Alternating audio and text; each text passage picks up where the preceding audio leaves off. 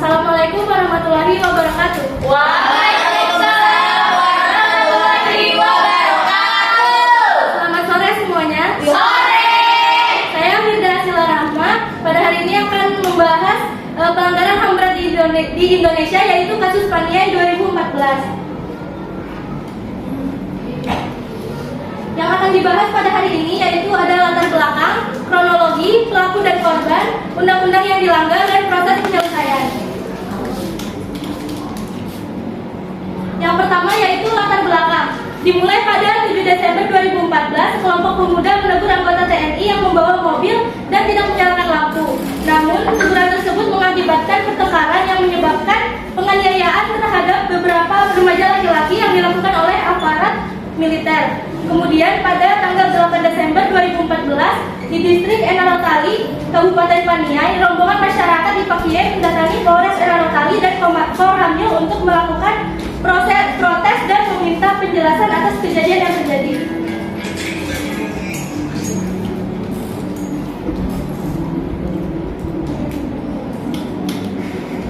Selanjutnya yaitu kronologi terjadinya. Dimulai pada hari Minggu tanggal 7 Desember 2014 pukul 17.30 waktu Indonesia Timur. Saksi berinisial MG, BK, YD, NG, dan OY awalnya meminta sumbangan kepada pengguna jalan Enarotali menuju Madi kilometer 4. Kemudian ada sebuah mobil yang dikendarai anggota TNI kemudian nyaris menabrak saksi BK. Akibatnya saksi BK dan sejumlah anggota TNI tersebut terlibat cekcok, namun anggota TNI tetap melanjutkan perjalanannya ke arah Madi.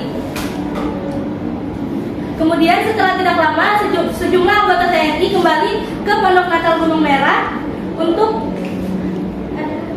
sambil membawa senjata api dan melakukan pemukulan terhadap saksi MG, YY, NG, dan OY. Sementara saksi MG bersembunyi karena mendengar suara tembakan. Kemudian saksi MG melaporkan kejadian tersebut kepada saksi PG selaku kepala distrik Paniai. Kemudian saksi PG membawa saksi MG ke Polres Paniai untuk memastikan siapa yang melakukan pemukulan tersebut.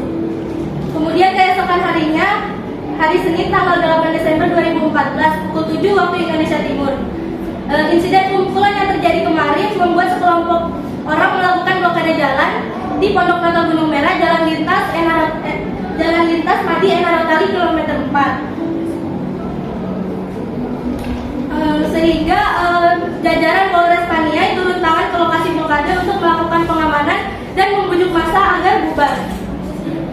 Pukul 9 waktu Indonesia Timur, saksi Kabak OPS Polres Paniai Kompol Sukapi,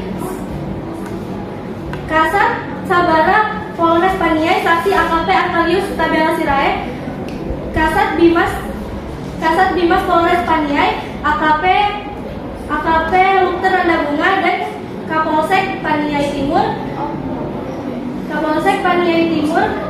AKP Petrus Gaweboro tiba di Pondok Natal Gunung Merah. Dan secara bersamaan tiba pasukan TNI Rider atau Tim Sus yang berjumlah sekitar 7-8 personel. Di lokasi jalan tersebut telah berkumpul sekitar 100 massa dengan membawa panah, batu, kayu, dan parang yang kemudian melakukan penyerangan ke arah kendaraan petugas yang membuat kaca mobil Kompol Sukapi pecah. Akibatnya Kompol Sukapi melaporkan kejadian tersebut kepada Kompol Hanafiah selaku Wakapolres.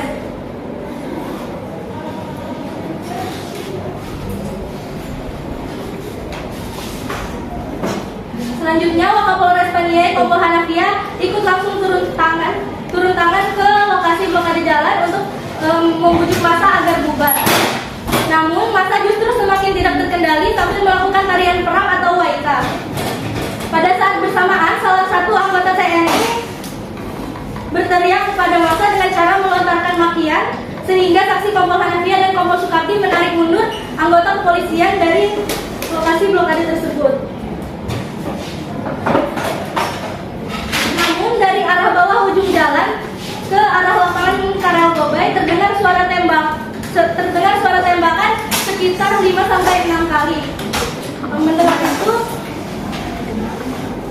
saksi Kompol Hanafiah berjalan ke arah sumber tembakan dan bertemu dengan Letu Prasenta Immanuel Bangun beserta anggotanya yang berjumlah sekitar 8-12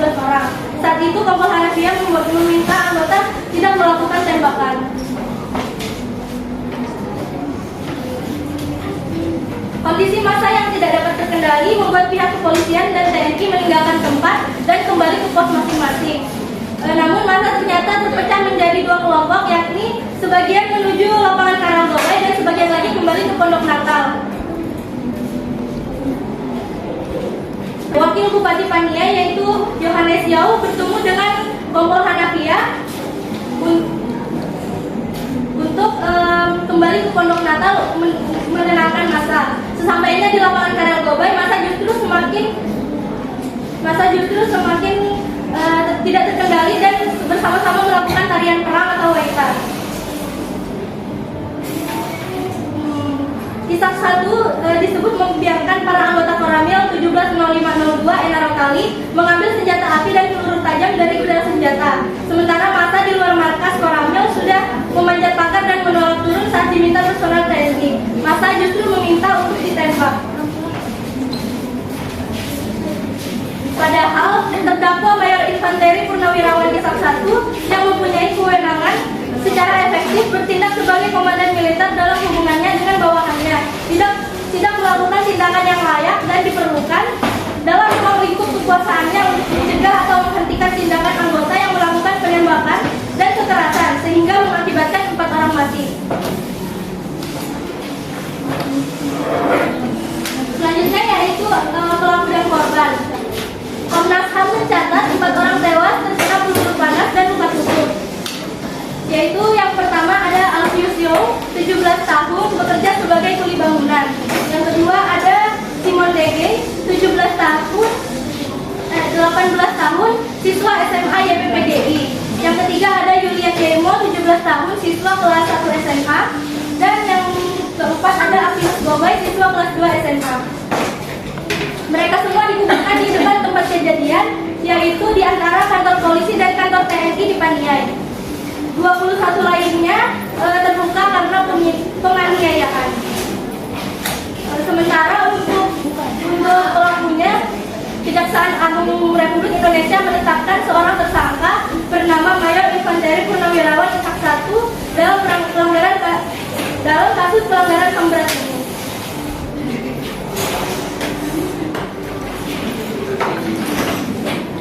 Selanjutnya yaitu undang-undang yang dilanggar.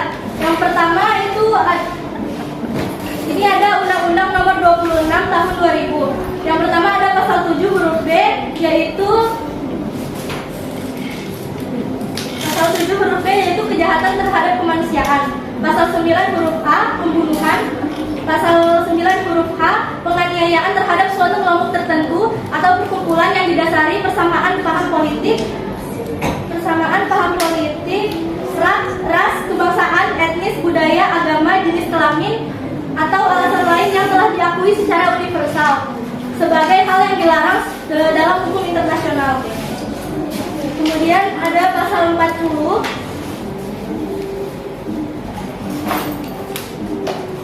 yaitu setiap orang yang melakukan perbuatan sebagaimana dimaksud dalam pasal 9 huruf G, H, atau I dipidana dengan pidana penjara paling lama 20 tahun dan paling sedikit 10 tahun. Kemudian ada pasal 42 ayat 1.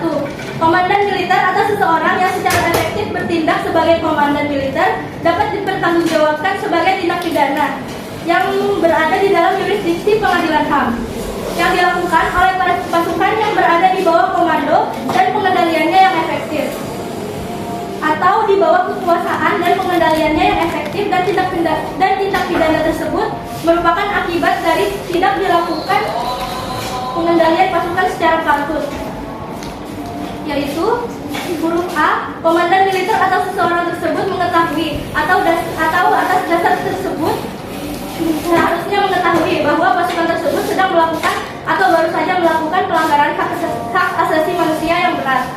Dan huruf B, komandan militer atau seseorang tersebut tidak melakukan tindakan yang layak dan diperlukan dalam ruang lingkup kekuasaannya untuk mencegah atau menghentikan perbuatan tersebut, atau menyerahkan pelakunya kepada pejabat yang berwenang untuk dilakukan penyelidikan, penyidikan, dan penuntutan. Yang terakhir yaitu proses penyelesaian. Komnas HAM memeriksa 26 orang saksi, melakukan pemeriksaan di TKP, memeriksa dokumen yang mendukung penyelesaian kasus, mengumpulkan bukti bukti uji forensik senjata api, baik itu mengenai prosedur penggunaan senjata maupun prosedur uji forensik. Ketua Majelis Hakim mengatakan terdakwa Ishak 1 tidak terbukti secara sah dan meyakinkan melakukan pelanggaran hak asasi manusia. Ishak 1 dituntut 10 tahun penjara karena dituduh melanggar pasal 42 ayat 1 Undang-Undang Pengadilan HAM tentang pertanggungjawaban komando terhadap peristiwa pelanggaran HAM berat. Tetapi berkas penyelidikan selalu dikembalikan oleh Kejaksaan Agung. Alasan berkas tersebut dikembalikan karena masih belum memenuhi syarat formil dan syarat material.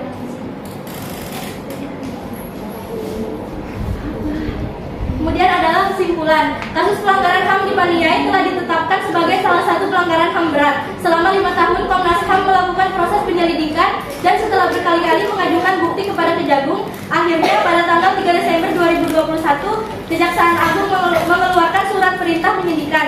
Hingga saat ini proses penyelesaian pelanggaran HAM berat di Paniai masih bergulir. Beberapa faktor yang mempengaruhi kasus penyelesaian pelanggaran HAM di Paniai yakni kurangnya komunikasi antara Komnas HAM dan Kejagung. Lembaga yang berwenang tidak menjalankan tupoksi secara maksimal. Masih kurangnya bukti awal dari Komnas HAM untuk mengajukan kasus ke Kejagung. Adanya kepentingan khusus untuk menjaga nama instansi dan janji pemerintah yang belum menemui titik terang. Sekian presentasi dari saya, kurang lebihnya mohon maaf. Wassalamualaikum warahmatullahi wabarakatuh.